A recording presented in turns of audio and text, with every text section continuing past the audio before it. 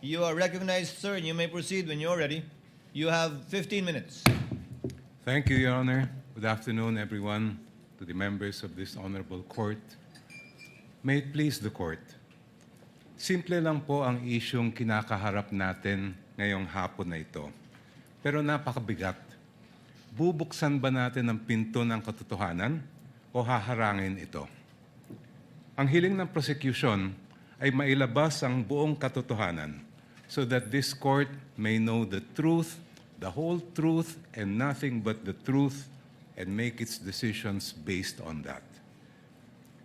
That is why we have requested the issuance of subpoena duces tecum for the bank records, tax records, and anti-money laundering council reports relating to Vice President Sara Duterte and her husband, Attorney Mans Carpio.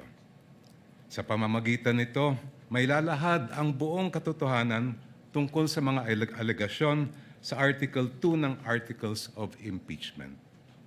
Una, na pinayaman ni Vice Presidente ang kanyang sarili ng labis-labis sa kanyang legal na sahod at lehitimong kita bilang isang lingkod bayan. Pangalawa, na meron siyang mga ari-arihang hindi dineklara sa kanyang Statement of Assets, Liabilities, and Net Worth. At pangatlo, na habang siya ay nanunungkulan bilang Vice Presidente, nakibahagi siya sa negosyo, directly or indirectly, kahit ipinagbabawal ito ng ating konstitusyon. Sasabihin marahil ng depensa na walang kapangyarihan ang hukumang ito na busisiin ng mga bank records, tax records at AMLA reports ni VP Sara. With all due respect, that argument is not only legally flawed, it is an affront to the authority of this honorable court. Kung tatanggapin po natin ang argumentong ito, hahayaan natin maliitin at insultuhin ang hukumang ito. The Constitution, Your Honors, please, vests this impeachment court with extraordinary powers. Tanging ang hukumang ito lamang ang may kapangyarihang magpasya kung ang mga pinakamataas na pinuno ng ating bansa ay karapat-dapat pa rin manungkulan. Because this power comes directly from the Constitution, no one, no person, no law, no administrative rule can limit or supersede it. I repeat, nothing and no one can handcuff this court's power to try and decide this impeachment case. Kahit ang bank secrecy law po ay sumusunod at tumatalima sa impeachment court. The law explicitly states, and I quote its pertinent portions, all deposits are hereby considered as of an absolutely confidential nature except in cases of impeachment. Walang kaduda-duda, may karapatan at kapangyarihan ng impeachment court na busisiin ang mga bank records ni VP Sara. Hindi rin po hadlang ang Data Privacy Act. The law itself affirms that confidentiality shall not apply, and I quote, should the personal information be needed pursuant to a subpoena duly issued. Muli, walang kaduda-duda.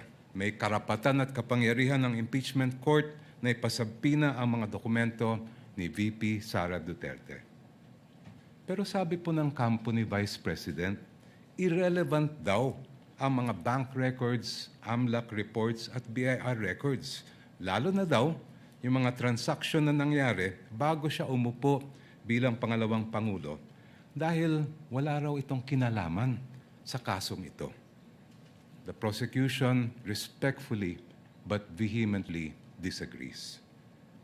Ayon sa report ng Anti-Money Laundering Council na isinumite sa Committee on Justice ng House of Representatives, the financial activity of Vice President Sara C. Duterte increased significantly starting 2007 when transaction value surged to 208.15 million pesos.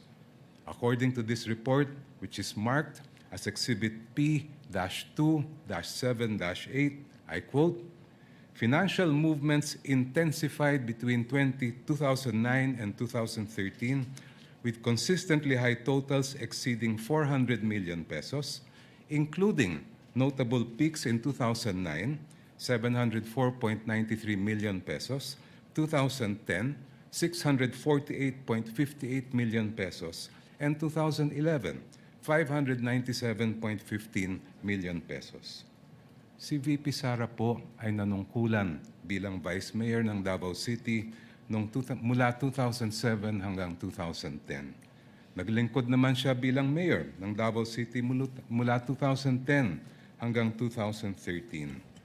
From 2007 to 2013, ayon sa records ng AMLAC, lumampas sa 3 billion pesos ang kanyang financial activity. May kinalaman ba ito?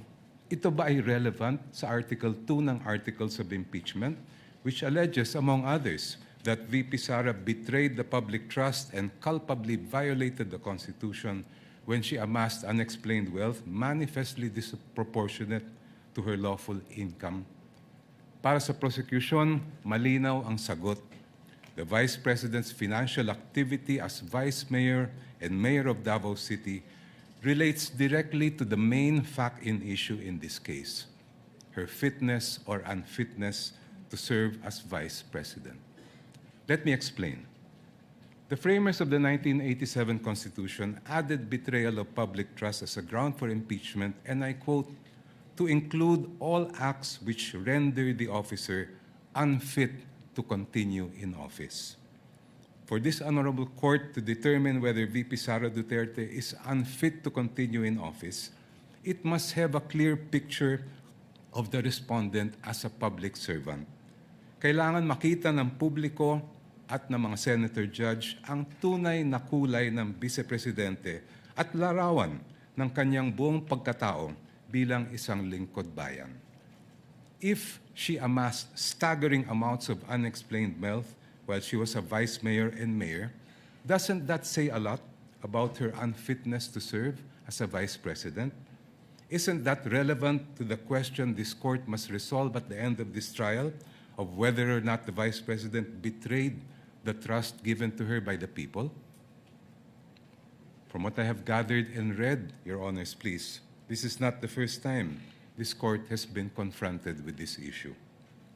Sa impeachment ni dating Chief Justice Renato Corona, tinanggap ng hukumang ito ang mga ebidensyang nakalap bago pa man siya naupo bilang punong hukom. I believe it was then Senator Judge, now presiding officer Francis Escudero, who raised the question, will the impeachment court consider only Corona's acts as Chief Justice? This after observing that some exhibits predated his appointment as Chief Justice. This matter was taken up in caucus, after which this court decided to allow such evidence. When Philippine Savings Bank President Pascual Garcia III testified before this court in the same Corona trial, he refused to answer the question of then Senator Judge Franklin Drilon on the starting balance of Corona's 2 peso-denominated accounts. But, if I'm not mistaken, it was Senator Judge Alan Peter Cayetano who said that records of initial deposits are among the quote-unquote opening documents that should have been brought to the impeachment court. After reading the subpoena, presiding officer Senator Juan Ponce Enrile held that Senator Judge Cayetano's observation was correct. During the same hearing, the presiding officer ordered the issuance of subpoena to PS Bank Katipunan branch manager Annabel Tiongson to bring all the bank records of the Chief Justice. A few days later, the impeachment court denied the defense's motion to quash the subpoena for the peso bank accounts of CJ Corona. The presiding officer explained that the purpose of the subpoena is to find out if Corona has not included the deposits in his salin. This court also denied the defense's motion to suppress evidence on Corona's bank accounts. Sa huli, binusisi ng hukumang ito ang bank records ni Chief Justice Corona mula sa kanyang unang balanse bago pa man siya naging punong mahistrado. The panel of prosecutors respectfully submits that the subpoenas for the production of the bank records, AMLA documents, and BIR documents of the Vice President and her husband are proper and should be issued by this honorable court. Now allow me, Your Honors, to return to my first point. There is a deeper reason why this court must resist the attempts of the respondent to exclude evidence that is obviously relevant. It has to do with curtailing the power of this court. The Constitution gives this honorable court, and I quote, the sole power to try and decide impeachment cases. Kayo lang po, Your Honors, ang may kapangyarihang magpasya kung ano ang impeachable offense at kung anong ebidensya ang maaaring tanggapin para patunayan ito. Kinilala ito mismo ng Korte Suprema. In the case of Francisco versus House of Representatives, the Supreme Court declared, and I quote, a determination of what constitutes an impeachable offense is a purely political question which the Constitution has left to the sound discretion of the legislature. Such an intent is clear from the deliberations of the Constitutional Commission. Inulit po ito ng Supreme Court sa kasong Gutierrez versus House of Representatives, where the Supreme Court declared, and I quote, Francisco instructs that this issue would require the court to make a determination of what constitutes an impeachable offense. Such a determination is purely a political question which this Constitution has left to the sound discretion of the legislature. Clearly, the issue calls upon this court to decide a non-justiciable political question which is beyond the scope of its judicial power. Since this impeachment court has the sole power to determine what constitutes an impeachable offense, no one, not the Supreme Court, much less the defense, can impose limitations on that power. No one can dictate to this court how to exercise the exclusive power to decide what constitutes an impeachable offense. In closing, Your Honors, I go back to the most fundamental provision in our Constitution on the accountability of public officers, Article 11, Section 1, which provides, and I quote, public office is a public trust. Public officers and employees must at all times be accountable to the people. Ibig sabihin po, sa proseso ng impeachment, ang pananagutan sa taong bayan ang pinakamahalaga sa lahat. Kaya naman po, ang hiling namin sa Korte, gamitin ang inyong natatanging kapangyarihan at karapatan na busisiin ang bank records, tax records at AMLA reports kaugnay ni VP Sara at ng kanyang asawa. Sa ganitong paraan, Your Honors, madedesisyonan ninyo ang kaso base sa buong katotohanan. The truth, the whole truth, and nothing but the truth para sa interes at kapakanan ng sambayanang Pilipino. Before I close, if Your Honors, please, if I have whatever time I have left, may I request that it be credited to my rebuttal. Maraming salamat po. We will try to do that, Your Honor. You have 1 minute and 39 seconds. And if at all we do so, we shall